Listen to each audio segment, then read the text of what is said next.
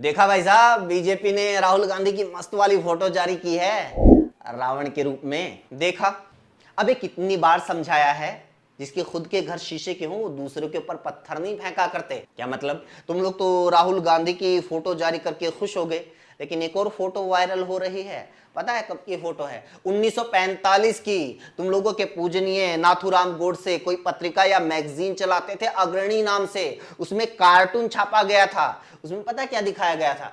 महात्मा गांधी को रावण दिखाया गया था, और राम लक्ष्मण के रूप में तुम लोगों के पूजनीय सावरकर और श्यामा प्रसाद मुखर्जी को दिखाया गया था।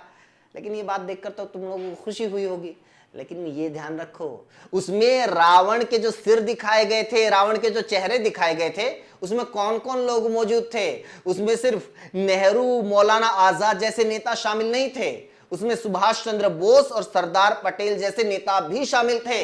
यानी उस वक्त तुम्हारे पूजनीय नेता, तुम लोगों की विचारधारा, तुम लोगों के संगठन सरदार पटेल और सुभाष चंद्र बोस जैसे क्रांतिकारियों को रावण का रूप मानते थे, उनका वध करना चाहते थे, उन्हें खत्म करना चाहते थे। और आज तुम लोग उनके सम्मान की कसमें खाते हो, आज उनकी मूर्तियां स्थापित करके ये बताने की कोशिश करते हो कि वो तो तुम लोगों के नेता थे, वो तो तुम लोगों के प्रेरणा स्रोत थे, वो तो तुम लोगों का हिस्सा थे।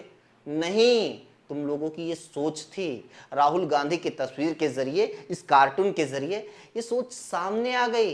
ये तो तुम लोग सही कहते हो, कांग्रेस ने सही इतिहास नहीं पढ़ाया। असल में तो कांग्रेस ने पूरा इतिहास नहीं पढ़ाया। अच्छा होता अगर कांग्रेस हमें स्कूलों में पढ़ा देती, तुम लोगों की जो विचारधारा थी, तुम लोगों का कहां से जन्म हुआ था, उसकी सच्चाई स्कूलों में बताई जाती, बताया जाता कि तुम लोग हमारे स्वतंत्रता सेनानियों के बारे में क्या सोचते थे, क्या भगत सिंह के बारे में सोचते थे, क्या सुभाष चंद्र बोस के बारे में सोचते थे, क्या सरदार पटेल के बारे में सोचते थे। हमें बताया जाता तुम लोग देश के स्वतंत्रता आंदोलन के बारे में क्या सोचते थे, तुम लोगों की उस टाइम पर क्या भूमिका थी।